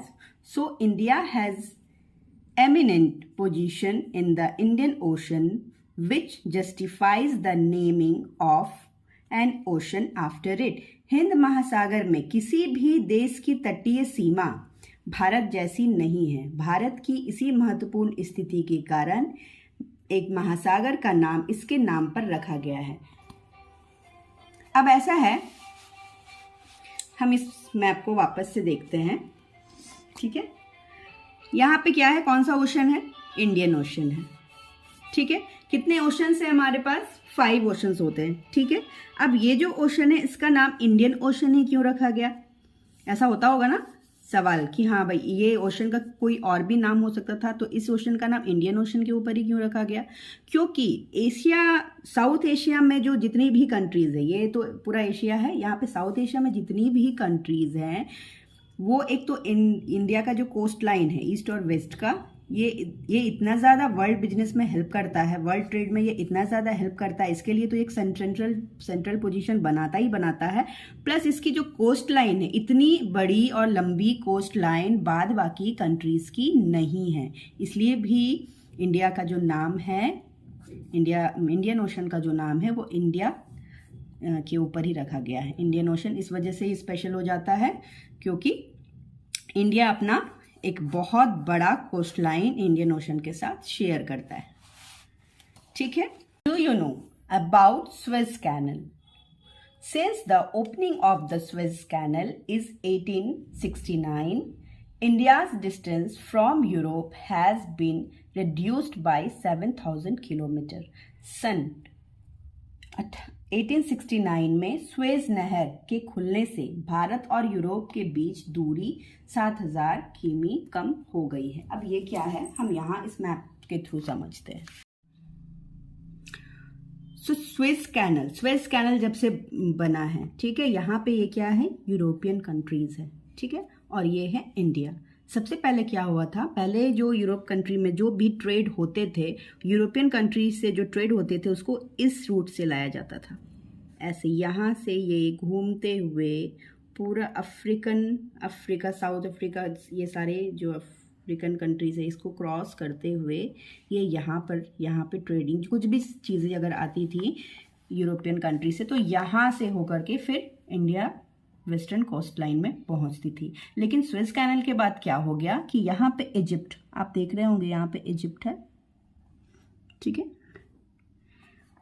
यहाँ पे क्या हुआ कि यहाँ पे एक कैनल बना दिया गया, किसके बीच में बना दिया गया, मेडिटेरियन सी एंड रेड सी के बीच में एक यहाँ पे कैनल बनाया गया है जिसका नाम है स्वेज कैनल। अब क्या हो गया है कि अब ये यूरोपियन कंट्रीज को इतना मूव करके इंडिया आना नहीं होता है। इससे क्या बेनिफिट हुआ है कि यहाँ पे ये कैनल बन जाने से यहाँ पे एक लैंड मास था, जो थोड़ा सा लैंड मास था, इसको यहाँ से हटा दिया गया है और यहाँ पे एक कैनल बनाया गया है। इससे क्या हो गया कि यूरोपियन कंट्री को जो इतना घूम करके इंडिया के पास आना पड़ता था ट्रेडिंग के लिए, अब क्या हो गया, वो जो दूरी है, वो डिस्टेंस जो है वो कम हो गया है। अब इजीली यूरोपियन कंट्रीज इस रूट, इस स्वेज कैनल के थ्रू इजीली इंडिया में पहुंच जाती है। ठीक है, तो ये जो इतना डिस्टेंस कम हुआ है, ये जो डिस्टेंस हुआ करता था 7,000 किलोमीटर डिस्टेंस इस स्वेज कैनल के बन जाने से कम हुआ है। ठीक है, यही है आपके इस टॉपिक में कि स्वेज कैनल क्या है। तो स्वेज कैनल है एक कैनल बनाया हुआ है जो यूरोपियन ट्रेड और इंडियन ट्रेड को बहुत बेनिफिट देती है। जो पहले इतना लंबा रूट होता था वो रूट कम हो गया, वो किलोमीटर्स कम हो गए हैं। अब 7,000 किलोमीटर्स चूंकि कम हो गए हैं तो इससे क्या हो गया, ट्रेड को बहुत बेनिफिट हुआ है। Now move to the next point.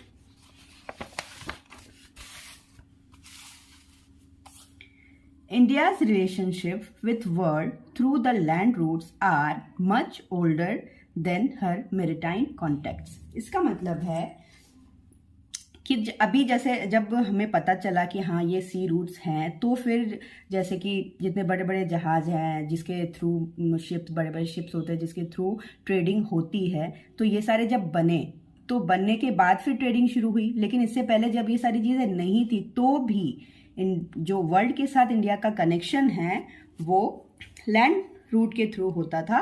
तो जो मैरिटाइन कॉन्टेक्ट्स है वो लैंड रूट के जो कॉन्टेक्ट्स थे वो मैरिटाइन कॉन्टेक्ट से और भी ज़्यादा ओल्डर हैं। ठीक है, पुराने हैं। ऐसा नहीं है कि मैरिटाइन कॉन्टेक्ट होने के बाद ही वर्ल्ड के और दूसरे वर्ल्ड कंट्री के साथ इंडिया का कॉन्टैक्ट हुआ था। इससे पहले भी रूट से, रोड रूट जो था, लैंड रूट जो था, उसके थ्रू भी इंडिया और दूसरी कंट्री के साथ कनेक्शन था।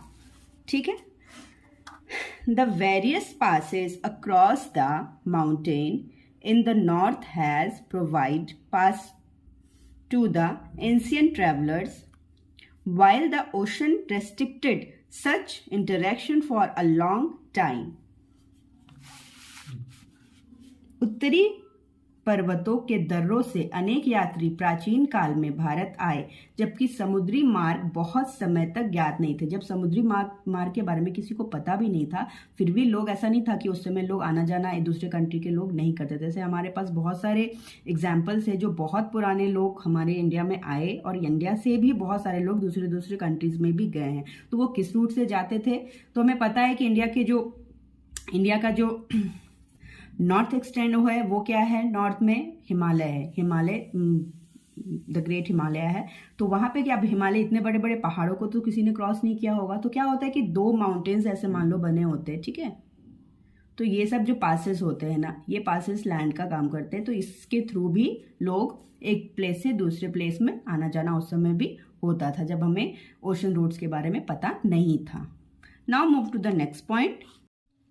These routes have contributed in the exchange ideas and commodities since ancient time. तो ये जो रूट्स थे वो क्या वर्क करते थे कि क्या होता था कि उस रूट्स के थ्रू बाहर के लोग, जितने दूसरे देश के लोग, वो हमारे इंडिया में आते थे, हमारे इंडिया से भी लोग जाते थे। तो इससे क्या होता था, दोनों कंट्री के लोग एक दूसरे की कंट्री में जाते थे। तो क्या होता था कि हमारे यहाँ से जब कोई लोग जाते थे तो वहाँ के लोगों का कल्चर देखते थे, वहाँ के थॉट्स को एक्सेप्ट करते थे, वो आते थे। फिर यहाँ से भी कोई, जब यहाँ के लोग जब वहाँ जाते थे तो यहाँ से भी उनको बहुत सारी चीज़ें पता चलती थी, तो वो भी अपने कंट्री में वो सारी चीज़ों को शेयर करते थे। तो ऐसे क्या होता था कि इन मार्गों में प्राचीन समय से विचारों और वस्तुओं का आदान प्रदान होता रहा है, ठीक है।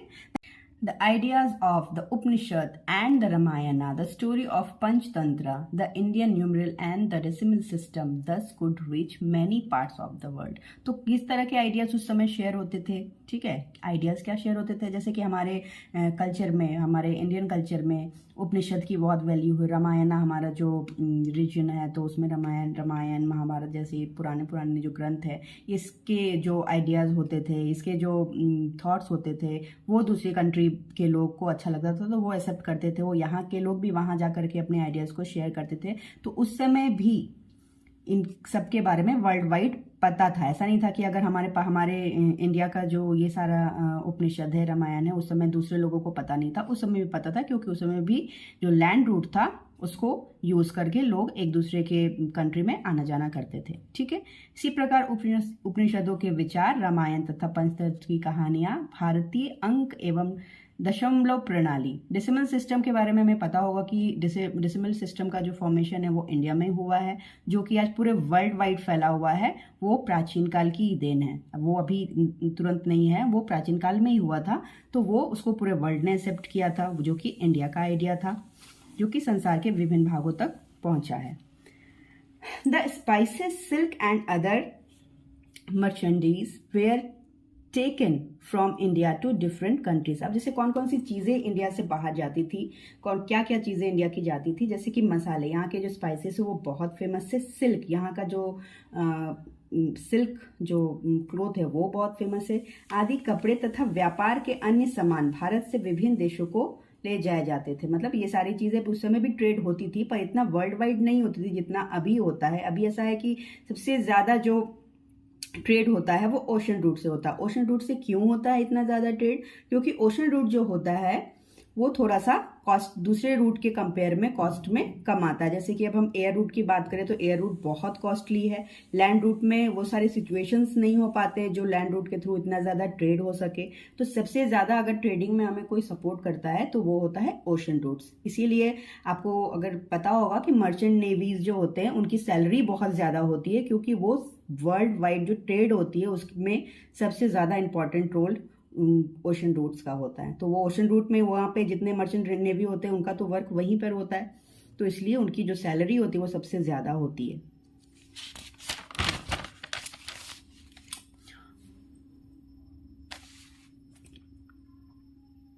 On the other hand, the influence of Greek sculpture and the architectural styles of dome and minarets from West Asia can be seen in different parts of our country। जैसे कि यहाँ से रामायण और उपनिषद के आइडियाज़ वहाँ गए, तो वहाँ से भी जब यहाँ से लोग गए तो वहाँ के भी बहुत सारी चीज़ें इंडिया में आई, जैसे कि स्थापत्य कला तथा पश्चिमी एशिया की वास्तुकला। वास्तुकला मतलब जैसे एक घर जैसे हम बनाते हैं तो उस बिल्डिंग बनाने का एक मॉडल जो होता है वो वहाँ पे जो ग्रीक कल्चर था वहाँ के कल्चर का जो भी वहाँ के जो बिल्डिंग्स बनते थे तो वो इंडियन बिल्डिंग में भी वो सारे जो डिज़ाइंस वो लोग फॉलो करते थे, वो इंडियन इस के यहाँ पे भी जो भी बनता था उस समय, मीनार और गुंबद, वो सारी जो चीज़ें होती है वो ग्रीक स्कल्पचर की थी, हमारी नहीं थी। तो वो भी लेकिन इंडिया ने एक्सेप्ट किया और बहुत सारी चीज़ें ऐसे हमारे जैसे मीनार देखने को हमें मिलते हैं, गुंबद मिलते हैं,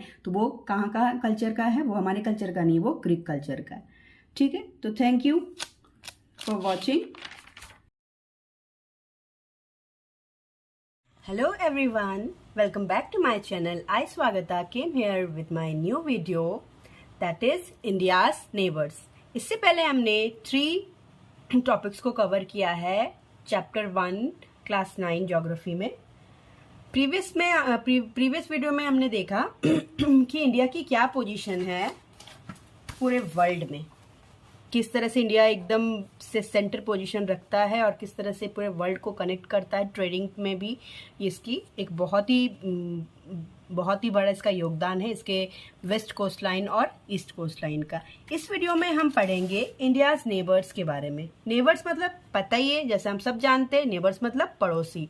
तो ऐसे किसी कंट्री का नाम हम नहीं ले सकते जो इंडिया से काफ़ी दूर है। तो इंडिया से जो नियर बाय जितनी कंट्रीज हैं उनके बारे में हम जानेंगे कि इंडिया से के पास में, क्योंकि नेबर्स तो वही होते हैं ना जो हमारे पास होते हैं। तो इंडिया के पास में जो भी कंट्रीज है उसके बारे में हम जानेंगे कि इंडिया के आसपास की कंट्रीज के बारे में, इंडिया के साथ उसका क्या रिलेशन है और इंडिया के अंदर कितने स्टेट्स हैं। पहले तो इंडिया को जानेंगे, उसके बाद फिर उनके नेबर्स के बारे में जानते हैं। ठीक है, तो मेरा फर्स्ट पॉइंट है India occupies an important strategic position in south Asia. India has 28 states and 8 union territories। Bharat का दक्षिण एशिया में एक महत्वपूर्ण स्थान है। जैसा कि हमने प्रीवियस वीडियो में देखा है कि भारत का जो एक पोजीशन है वो बहुत ही महत्वपूर्ण है ट्रेडिंग के मामले में भी, और इसकी जो एक सेंट्रल पोजीशन है, इसका जो एक फिजिकल फीचर है, ये भी बहुत इंपॉर्टेंट रोल प्ले करता है वर्ल्ड वाइड। सो इसके बाद है भारत में 28 राज्य और 8 केंद्र शासित प्रदेश है। जैसा अगर आप सबको पता होगा कि सबसे पहले क्या था हमारे, इससे पहले जो हमारा कैलकुलेशन था स्टेट्स का, राज्य का, वो था 29 स्टेट्स एंड और जो केंद्र शासित प्रदेश थे उनमें से इंडियन टेरिटरीज में जो थे वो थे 7। लेकिन अभी जो इनका जो नंबर्स है वो स्टेट हो गया है 28 एंड 8 हो गया है केंद्र शासित प्रदेश, मतलब यूनियन टेरिटरीज। तो अभी हम देखते हैं कि 28 स्टेट्स के बारे में देखेंगे। अब यहाँ हम 28 स्टेट्स को देखेंगे मैप को देखते हुए, मैप को ध्यान में रखते हुए इन सारे स्टेट्स को यहाँ हम इंडिया मैप में ढूंढ के निकालेंगे। ठीक है, सबसे पहले मैंने लिखा है तमिलनाडु। ये हमने यहाँ इंडिया के जो ये साउथवर्ड पोजीशन है यहाँ से हम शुरू करेंगे। This is Tamil Nadu. ये वाला जो ये ग्रीन एरिया है ये है तमिलनाडु। Next is Kerala. आप देख सकते हैं यहाँ पे पर्पल कलर में ये केरला बना हुआ है। ये दोनों जो लास्ट का जो ये प्रायद्वीपीय जो पोजीशन है, पेनिनसुला इंडिया का जो ये पोजीशन है, सबसे लास्ट वाली जो स्टेट्स है ये है तमिलनाडु एंड केरला। देन इसके आगे बढ़ते हैं हम, this is Karnataka. Then Andhra Pradesh. और आप देख रहे होंगे यहाँ पे मैंने एक लाइन बनाई है, एक्चुअली ये पुराना मैप है तो मैंने यहाँ एक लाइन बनी है, दिस इज तेलंगाना। देन इस तेलंगाना के ठीक पास में सटा हुआ है हमारा महाराष्ट्र। महाराष्ट्र के ठीक ऊपर है ये एमपी, मध्य प्रदेश। देन वेस्ट में जाएंगे तो दिस इज गुजरात। इसके जस्ट ऊपर में नॉर्थवर्ड पोजीशन में है Rajasthan. Then Punjab, Haryana, Himachal Pradesh, Uttarakhand, Uttar Pradesh, Bihar, Jharkhand, Chhattisgarh, Orissa, waste Bengal, Sikkim, waste Bengal यहाँ से है, ये पूरी पोजीशन है वेस्ट बंगाल की, सिक्किम, देन असम, अरुणाचल प्रदेश, ये जो पर्पल है ये अरुणाचल प्रदेश का ये बॉर्डर यहाँ तक आता है। देन ये छोटा सा सटा हुआ यहाँ है Nagaland.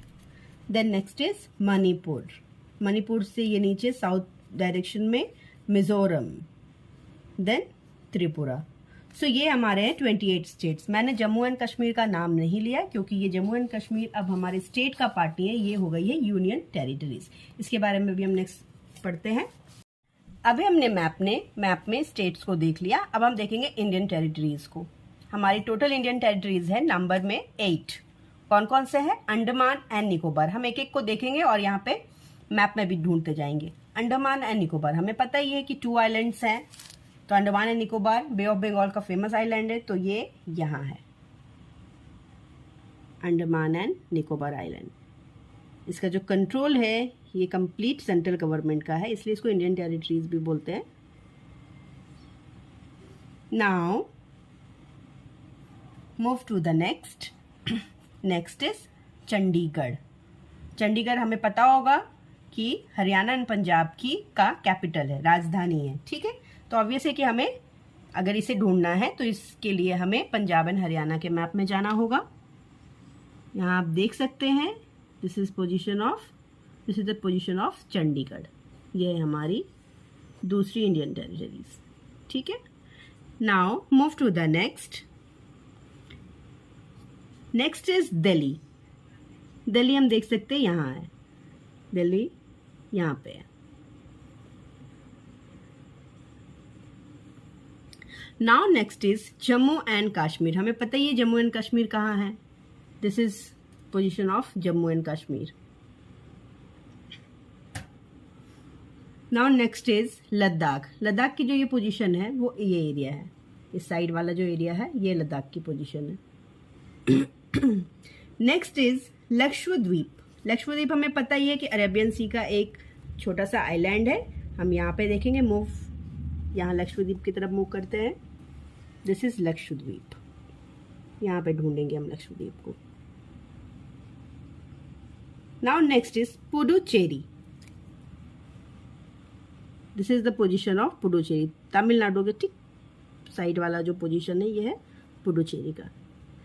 Now next is Dadra and Nagar Haveli and Daman and Diu. ये वाला जो पोजीशन है गुजरात का, Diu and this is Daman, Daman and Diu यहाँ है। और दादर नगर हवेली को हमें ढूंढने के लिए कहाँ जाना है? महाराष्ट्र के मैप में। ये जो पोजीशन है ये दादर नगर हवेली की पोजीशन है। सो ये हमारी टोटल हो गई 8 Indian territories and 28 states. Now move to the next. India shares its land boundary with Pakistan and Afghanistan in the northwest, China, Nepal, Bhutan in the north and Myanmar and Bangladesh in the east. Bharat की भूमि की सीमाएं उत्तर पश्चिम में पाकिस्तान और अफगानिस्तान के साथ साथ पूर्व में म्यांमार व बांग्लादेश के साथ है। जैसा कि हम यहाँ मैप में देख सकते हैं भारत की भूमि की सीमाएं उत्तर प्रदेश में उत्तर पश्चिम में पाकिस्तान और अफगानिस्तान। आप देखिए यहाँ पे ये उत्तर पश्चिम क्या है, ये उत्तर, ये पश्चिम। उत्तर पश्चिम का जो ये पोजीशन है ये क्या है, यहाँ पे पाकिस्तान, देन यहाँ पे छोटा सा जो एरिया है यहाँ पे ये वाला अफगानिस्तान का, ये लैंड बाउंड्री इंडिया के साथ शेयर करता है। सो ये Pakistan and this is Afghanistan. और पूर्व में, पूर्व मतलब ईस्ट, ये वाला ईस्ट में कौन कौन से कंट्री के साथ शेयर कर रहा है इंडिया अपनी border? Bangladesh and Myanmar, Bangladesh and Myanmar में ईस्ट में। सो वेस्ट में, वेस्ट नॉर्थ वेस्ट में कहाँ कर रहा है, किसके किसके साथ कर रहा है? पाकिस्तान एंड अफगानिस्तान के साथ। एंड ईस्ट में किसके साथ कर रहा है? Bangladesh and Myanmar. Now move to the next.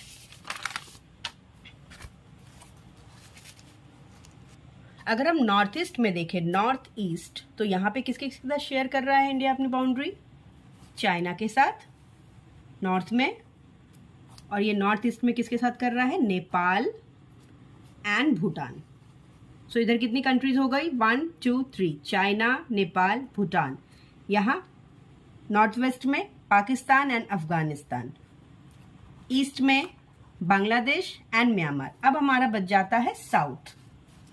So our southern neighbours across the sea consist of the 2 islands countries namely Sri Lanka and Maldives. दक्षिण में समुद्र पार हमारे पड़ोसी 2 द्वीप समूह राष्ट्र श्रीलंका और मालदीव हैं।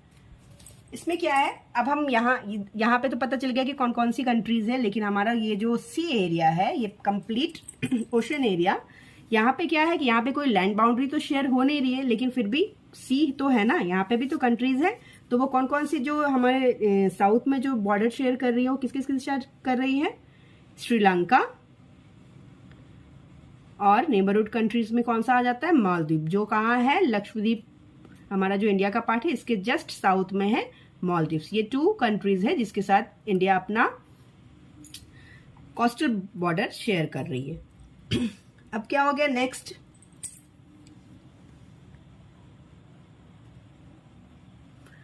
Sri Lanka is separated from India by a narrow channel of sea formed by the Pak Strait and the Gulf of Mannar. Bharat और श्रीलंका के बीच में छोटा समुद्री रास्ता पाक जल संधि तथा मन्नार की खाड़ी है। इसके लिए हम यहाँ देखेंगे, आप देख सकते हैं यहाँ पे कि ये है श्रीलंका का मैप और ये है इंडिया का मैप। यहाँ पे ये जो छोटा सा एरिया है ये वाटर बॉडी है, एक बिग वाटर बॉडी है। सो ये एक नैरो लाइन है, ये इतना बड़ा सी होने के बाद भी यहाँ पे क्या हो रहा है, एक जो सी है ये एक नैरो बन जा रहा है ना। तो ये नैरो जो ये एरिया है इसको हम क्या बोलते हैं, स्ट्रेट। क्या बोलते हैं, स्ट्रेट। तो ये इधर यहाँ हो गया पाक स्ट्रेट, और ये गल्फ के बारे में हमें पता ही है, जो 3 जगह से पानी से घिरा हुआ जो एरिया रहता है समुद्र का, वो गल्फ हो जाता है। ठीक है, तो आप यहाँ देख सकते हैं कि ये यहाँ पे पानी वाला एरिया, ये लैंड एरिया, ये लैंड एरिया, ऊपर से ये लैंड एरिया यहाँ कवर हो रहा है। सो यहाँ पे गल्फ ऑफ मन्नार बन रहा है। तो यहाँ पे जो इंडिया के साथ जो ये सेपरेट हो रहा है श्रीलंका, वो किसके, उसके बीच में कौन कौन से क्या आ रहा है, Palk strait and gulf of Mannar. Now move to the next.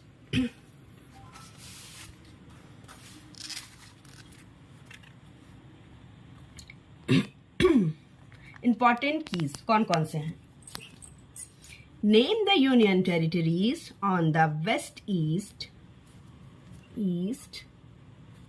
Coast, पश्चिम और पूर्वी तटों पर केंद्र शासित क्षेत्रों की संख्या ज्ञात कीजिए। पश्चिम एवं पूर्वी तटों पर हमें पता है ये पश्चिम तट है। यहाँ पे कौन कौन सा हमने यूनियन टेरिटरीज देखा, दमन एंड दीव एंड दादर नगर हवेली। हमने यहाँ पे क्या क्या देखा, दमन एंड दीव एंड दादर नगर हवेली। और यहाँ पे हमने ईस्ट कोस्ट में कौन सा देखा, पुडुचेरी। कौन सा देखा है, Puducherry. Now move to the next. Which is the largest and smallest state on the basis of area? ये मैं बता दूं कि जो सबसे पहले जब स्टेट्स डिवाइड नहीं हुए थे तो सबसे बड़ा जो एरिया था वो था एमपी का, लेकिन एमपी डिवाइड होने के बाद छत्तीसगढ़ और एमपी 2 स्टेट्स बन गए। तो अभी जो सबसे बड़ा स्टेट है वो है राजस्थान, और राजस्थान का आप यहाँ पे मैप देख सकते हैं, ये एरिया वाइज सबसे बड़ा स्टेट है भारत का, इंडिया का सबसे बड़ा स्टेट है। और सबसे छोटा स्टेट है गोवा, आप यहाँ देख सकते हैं छोटा सा, ये सबसे छोटा स्टेट है। Now move to the next. कौन सा, which state does not touch the international border and sea coast, कौन सा राज्य अंतर्राष्ट्रीय सीमा तथा समुद्र तट को स्पर्श नहीं करता। ये पूरा मैप बेस्ड क्वेश्चन है, ठीक है, इसको हमको अच्छे से समझना है। अब हम यहाँ के स्टेट्स को अगर देख ले, गुजरात पाकिस्तान के बॉर्डर को शेयर कर रहा है, राजस्थान कर रहा है, पंजाब कर रहा है, जम्मू कश्मीर कर रहा है, यहाँ से हिमाचल प्रदेश, इसके बाद है उत्तराखंड, यहाँ उत्तर प्रदेश भी नेपाल के साथ बॉर्डर शेयर कर रहा है, बिहार में भी बॉर्डर शेयर हो रहे हैं। तो कौन कौन सा स्टेट है जो बॉर्डर शेयर नहीं कर रहा, हम यहाँ पे देख सकते हैं हरियाणा। क्या हरियाणा किसी लैंड बॉर्डर या सी बॉर्डर शेयर कर रहा है क्या, नहीं। तो हमारा इसका पहला आंसर क्या हो सकता है, Haryana. Now move to the next.